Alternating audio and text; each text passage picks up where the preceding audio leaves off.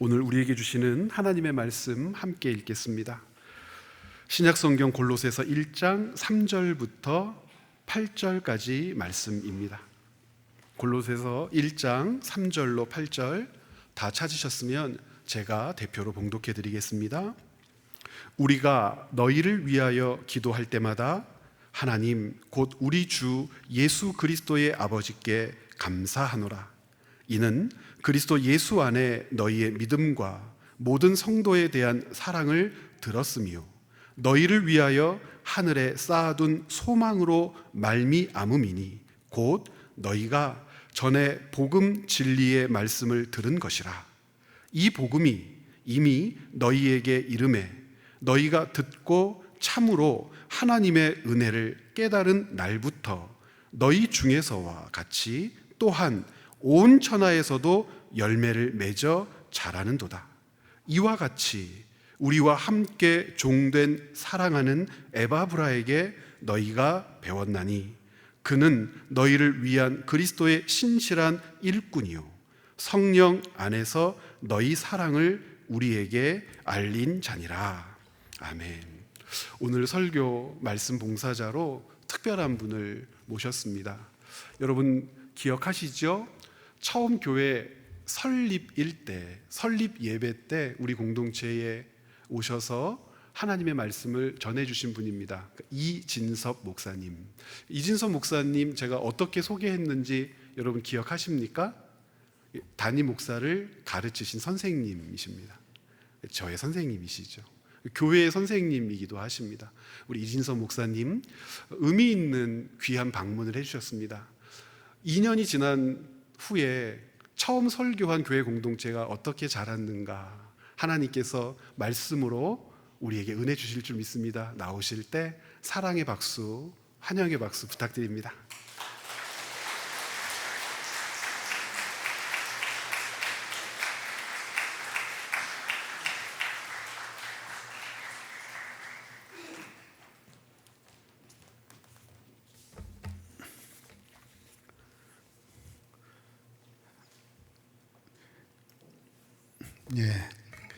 이렇게 귀한 예배, 말씀의 나눔 잔치에 초대해 주셔서 감사합니다. 오늘 말씀을 위해서 우리 잠깐 주님께 기도하고 말씀을 보도록 하겠습니다.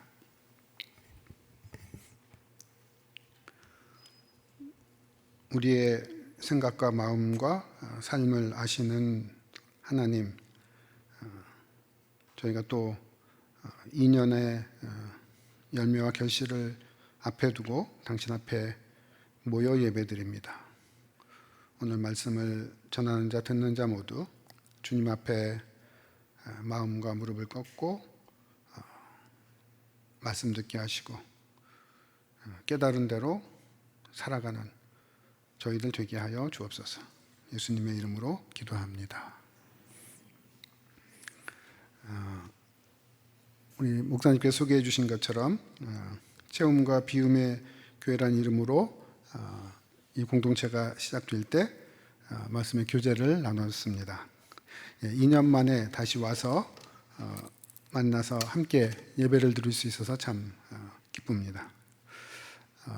대외적으로 열매가 많다라는 소식을 듣고 또 이 자리에 이렇게 보게 돼서 감사합니다. 오늘 다시 말씀을 통해서 이 공동체를 향한 주님의 마음과 말씀을 함께 새기고자 합니다. 오늘 읽은 그 3절 말씀에서 바울은 골로새 교회의 모습에 대해서 하나님께 감사하다라고 말을 하고 있습니다. 바울은 지금 로마 감옥에 있습니다. 바울이 무슨 범죄를 저지른 것은 아닙니다. 바울은 예수의 복음을 전했는데 유대인들은 그것을 모함했습니다. 그래서 바울은 지금 로마 황제 앞에서 재판을 받고 있는 중입니다. 참 억울하고 답답한 상황입니다. 바울은 그럼에도 그 속에서 어찌됐든지 예수의 복음을 전하려고 알리려고 노력하고 있습니다. 빌립보서를 읽어보면 그 바울의 그 마음이 잘 나타나 있습니다. 때로는 우리도 종종 이런 답답한 안타까운 상황에 처하기도 합니다. 복음, 성경의 진리를 바르게 전하려고 노력하는데 엉뚱한 오명을 뒤집어 쓰는 경우도 있습니다. 그것도 하나님을 믿는다는 사람들에 의해서 그런 일을 당하게 되는 경우가 생기기도 합니다. 사실 예수님도 그런 모습으로 어려움을 당하셨습니다. 하나님을 믿는다는 유대인들, 그것도 유대 지도자들이 결국 재판을 해서 이방인 통치자의 손에 넘겨 사형을 받도록, 십자가를 지시도록 부추겼고 그렇게 실행을 하게 됐습니다. 바울도 유사하게 당시의 유대인들이 결국 바울을 모함하고 로마 황제를 반대한다라는 제목을 뒤집어 쓰고 지금 재판을 받고 있는 중입니다. 우리도 살다 보면 그런 어려운 일, 참 어처구니 없는 일을 당할 수 있습니다. 그러나 거기서 좌절하면 안 되겠죠. 바울을 보면 이런 상황에서 어떻게 이런 말을 할 수 있나라는 그런 생각이 듭니다. 그래서 오늘 바울의 말을 잘 읽으면서 우리가 다시 한번 우리를 돌아보는 시간이 됐으면 합니다. 바울은 지금 하나님 나라의 복음을 전하는 자인데 감옥에 있어서 전할 수가 없습니다. 그런데 바울에게 온 사람이 있었습니다. 그의 이름은 에바브라라는 사람이었습니다. 그는 골로새라는 도시에 복음을 전해서 교회를 세웠습니다. 골로새 교회는 잘 세워졌고 잘 자라고 있습니다. 에바브라는 그런 내용과 또 지금 골로새 교회가 어떤 상황이 있는지를 바울에게 말해 주었습니다. 아마도 에바브라는 바울이 에베소에서 복음을 전하고 가르칠 때 바울을 통해서 복음을 들었던 사람인 것으로 추측됩니다. 그런데 그는 복음을 깨닫고 배우고 거기서 멈추지 않았고 골로새 지역에 가서 복음을 전해서 골로새 교회가 시작되는데 세워지는데 큰 역할을 한 사람인 것으로 보입니다. 바울은 자신은 지금 감옥에 있지만 자기가 모르는 곳에서 또 모르는 사람들이 결국 복음을 이 에바브라를 통해서 듣고 교회가 세워지는 것에 의해서 굉장히 기뻐합니다. 그리고 감사합니다. 3절은 이렇게 말합니다. 우리가 너희를 위하여 기도할 때마다 하나님 곧 우리 주 예수 그리스도의 아버지께 감사하노라. 얼굴도 모르는 교회를 생각하면서 지금 로마 감옥에 있는 바울이 감사한다라고 얘기합니다. 근데 바울이 무엇 때문에 감사를 할까요? 어떤 것에 감사를 합니까? 이어지는 4절은 그 감사의 이유와 내용을 말하고 있습니다. 그것은 다름 아닌 하늘 소망에 근거한 그들의 믿음과 사랑에 감사한다라고 얘기합니다. 여기서 우리는 그리스도의 3대 덕목이라고 알려진 믿음과 사랑과 소망이 등장하는 것을 볼 수 있습니다. 그런데 여기서 조금 더 우리는 이 말씀을 잘 들어야 합니다. 바울이 무엇에 감사한다고 얘기할까요?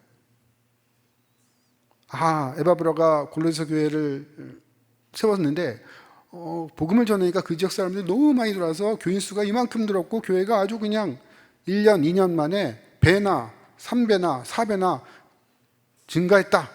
그래서 내가 참 하나님께 감사합니다. 이렇게 바울이 얘기를 하고 있나요? 교인들의 숫자를 보고 그것에 감사하고 헌금 규모 때문에 감사를 합니까? 우리는 종종 교회 선교 보고 또는 개척 보고를 할 때 몇 년 만에 얼마나 사람들이 많아졌는가 라는 것으로 보고를 하는 경우가 많습니다. 또 그리고 열매를 단순히 그런 숫자로 환산해서 얘기하는 경우도 있습니다. 물론 양적 증가는 당연히 필요합니다. 그러나 양적 증가라는 것은 질적으로 변화되는 삶, 그것에 기초할 때만이 진정한 양적 증가가 됩니다.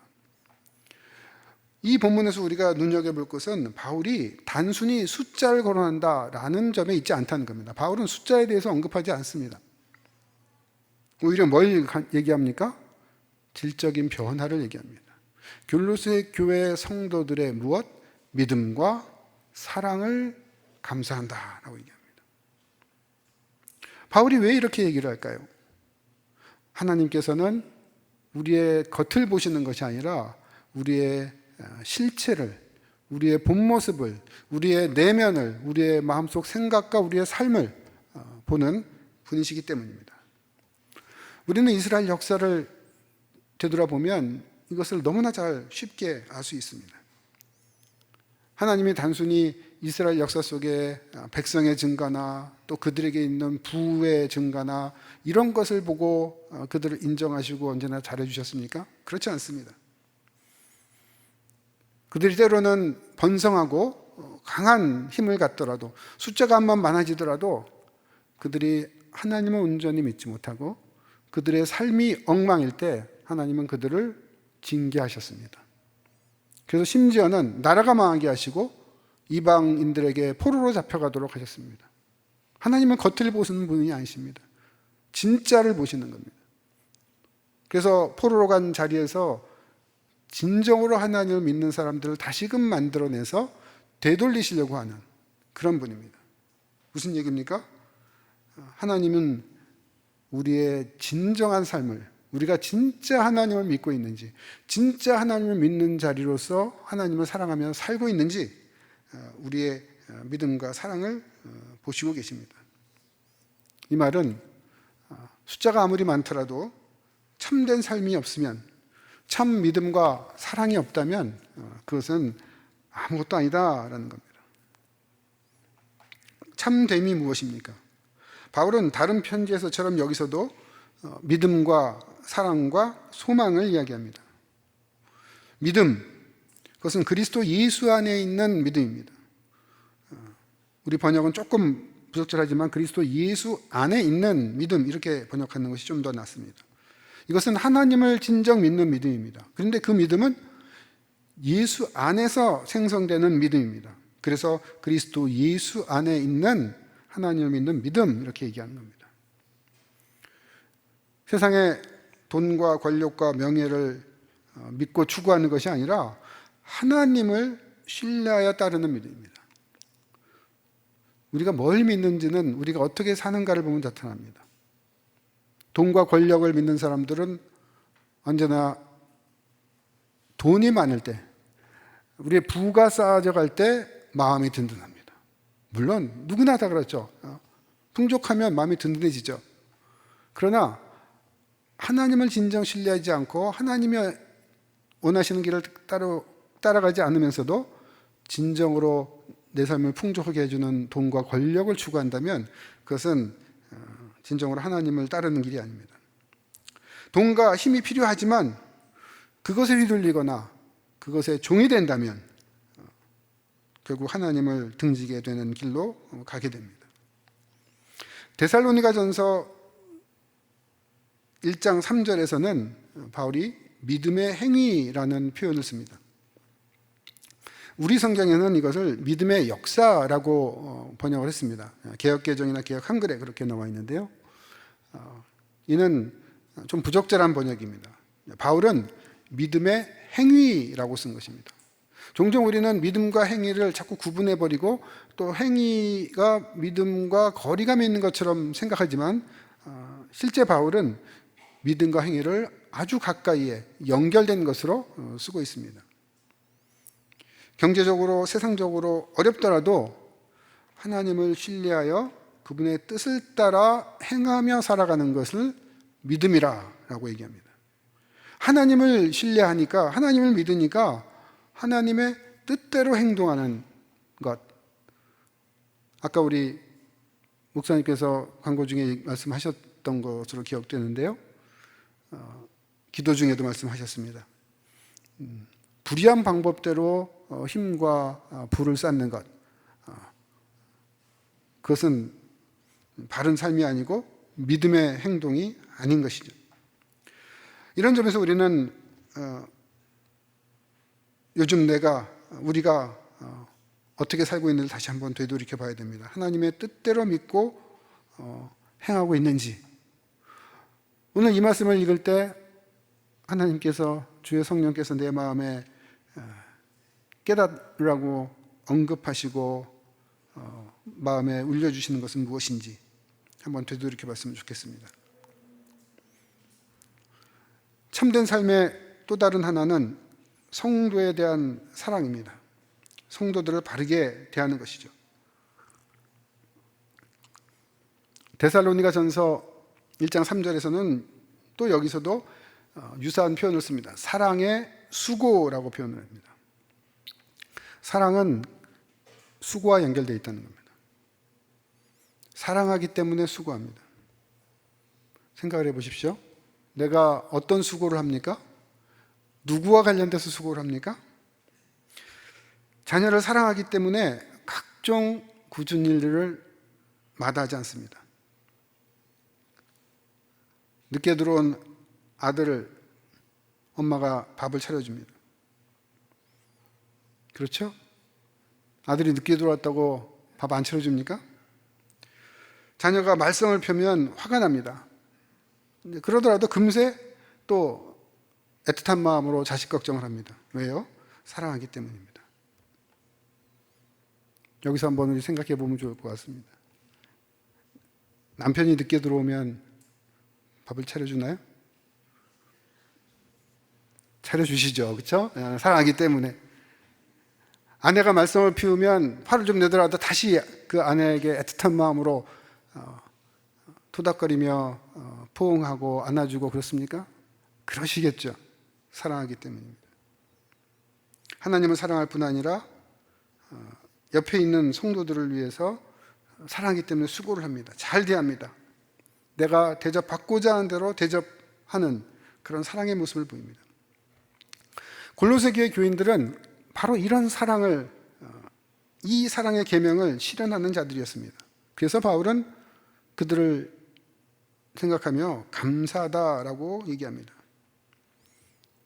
지난 한 주간, 아니 어제 내 자녀를 사랑했습니까?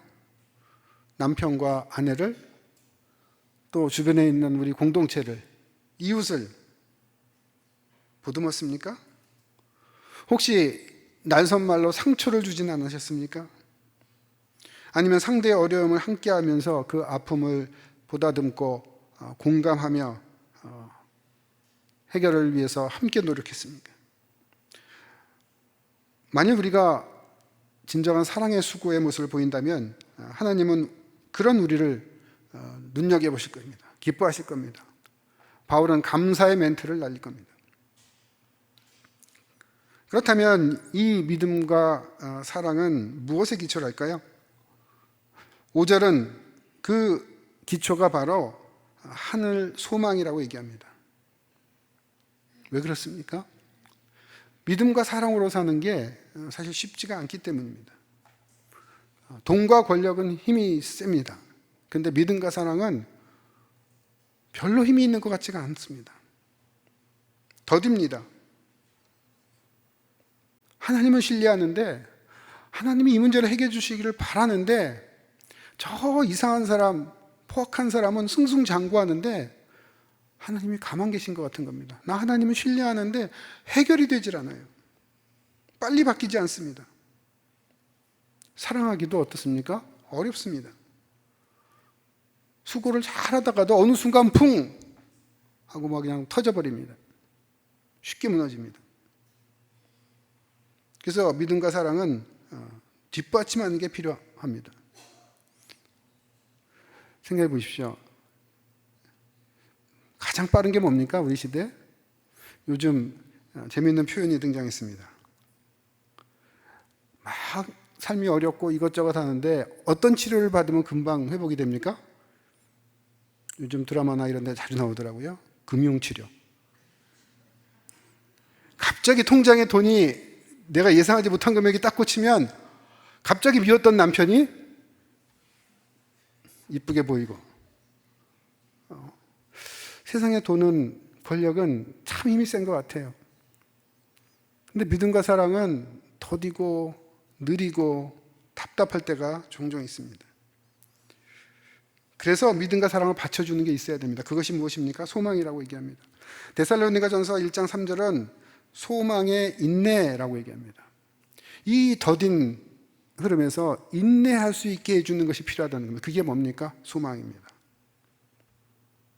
우리의 건강이 무너질 때, 나이가 들어갈 때, 불의한 자가 득세할 때 하나님 나라에 참 소망이 있어야 흔들리지 않습니다. 견고하게 셉니다.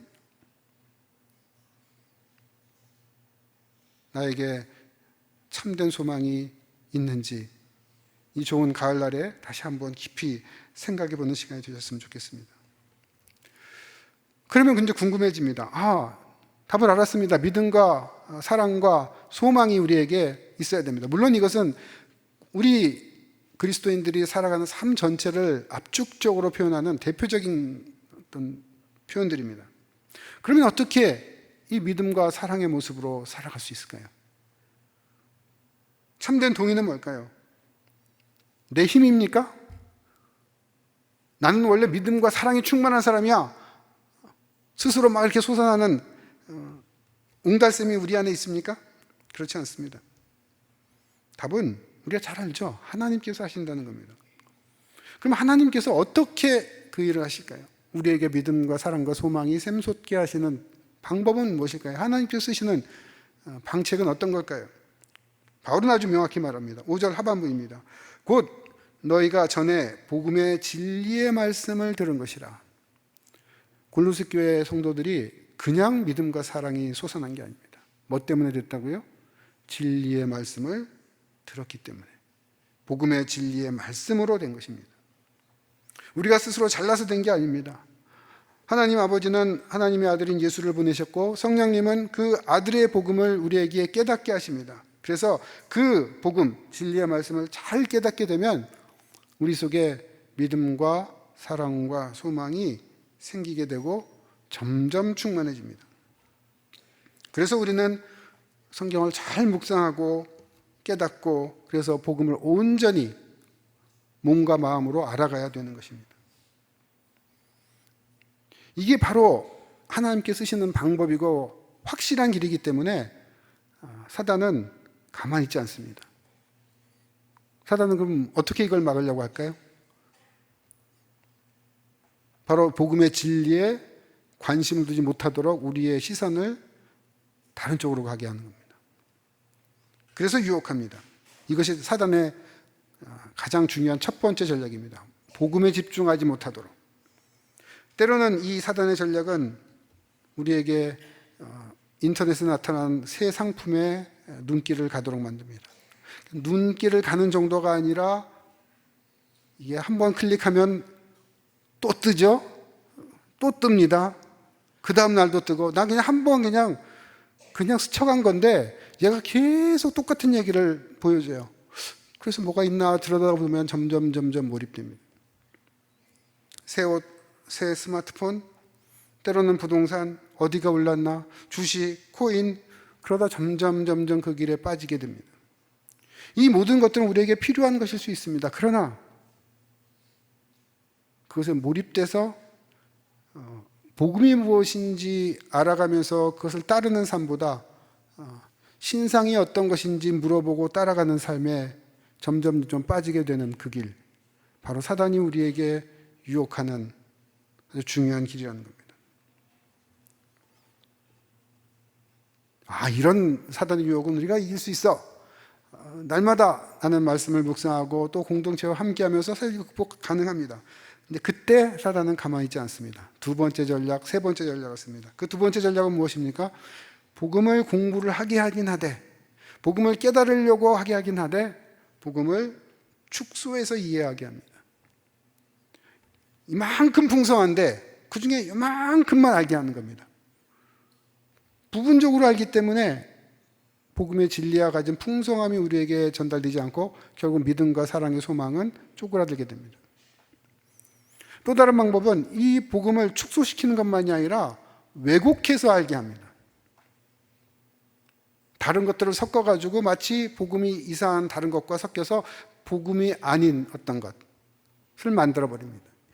굉장히 잘 씁니다. 이런 방법을. 사실 우리 시대 한국교회 안에 이런 현상이 너무나 그득합니다. 사단은 이 세 전략을 아주 그야말로 효과적으로 쓰고 있습니다.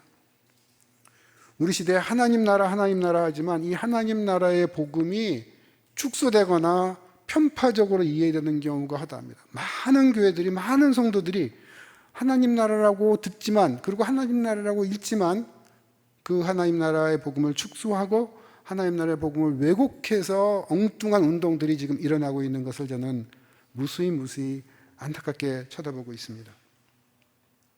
우리는 이런 현실에서 벗어나야 됩니다. 정신을 바짝 차려야 됩니다. 바울은 아주 분명히 이야기합니다. 6절에 보면 이렇게 되어 있습니다. 이 복음이 이미 너희에게 이름에 너희가 듣고 참으로 하나님의 은혜를 깨달은 날부터 너희 중에서와 같이 또한 온 천하에도 열매를 맺어 자라가는도다. 한마디로 하면 무슨 얘기입니까? 복음은 열매를 맺히게 한다는 겁니다.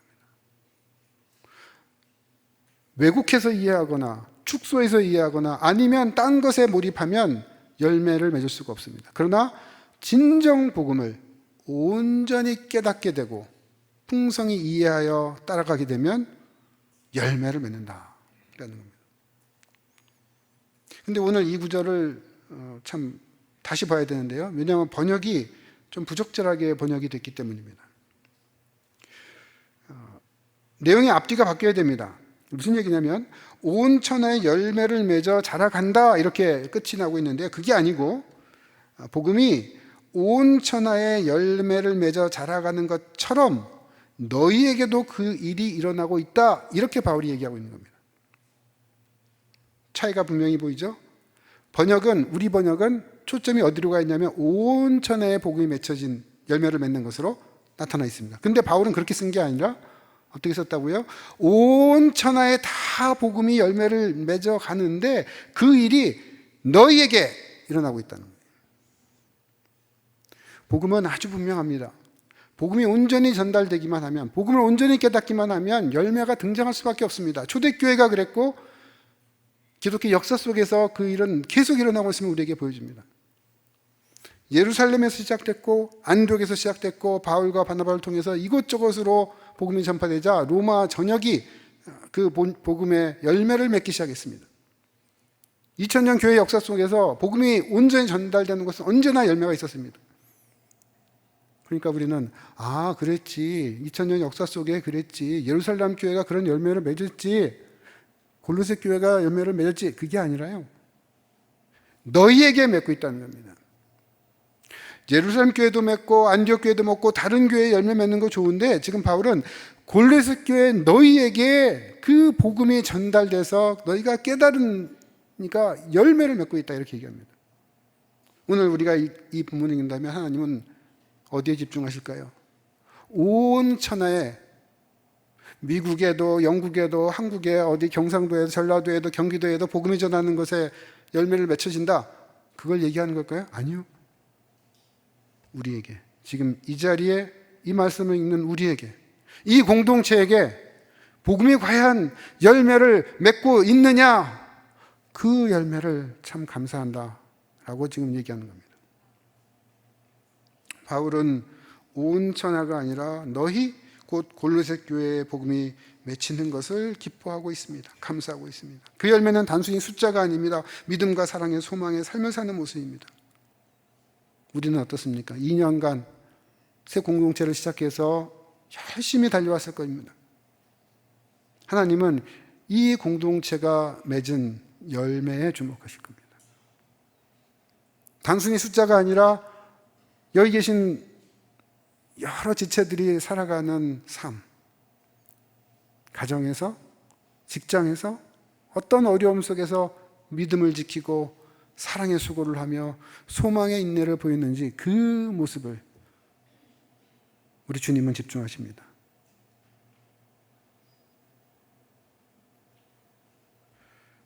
바로 그 일이 이루어지려면 뭐가 필요합니까?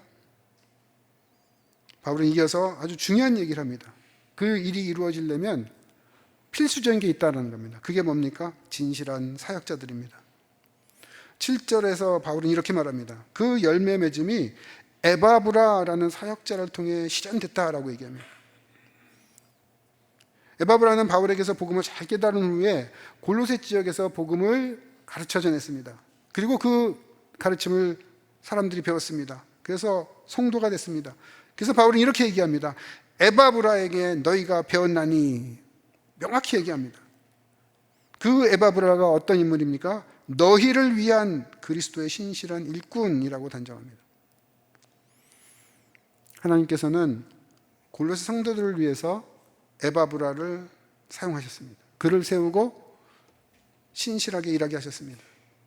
이방인 선교를 위해서 사도 바울을 쓰셨고, 또 소아시아 지역의 골로새 교회를 위해서 에바브라를 들어 쓰셨습니다. 그 시대만 그런가요?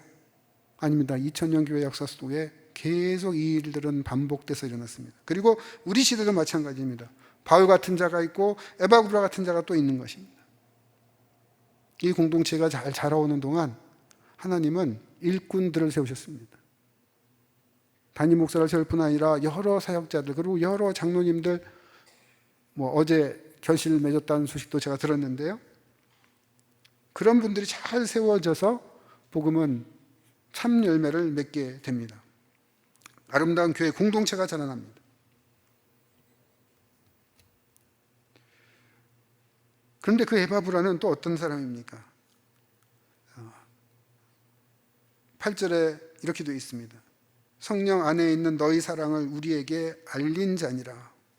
에바브라는 골로새 교회 성도의 사랑을 바울 일행에게 알린 자이기도 합니다. 에바브라는 혼자 리더가 되어 높아지려는 욕심을 가진 사람이 아니었습니다. 그는 내가 세운 교회라고 이 교회에서 텃세를 부리지 않습니다. 내 교회라고, 내 영역이라고 딱 한정하지 않습니다. 오히려 그는 바울에게 와서 바울에게 이 모든 소식을 알립니다. 골로새 교회가 이렇게 세워졌고, 그리고 진짜 지금 상황은 어떻고, 또 골로새 교회가 당면한 어려움은 또 어떤 것인지를 바울에게 상세하게 이야기합니다.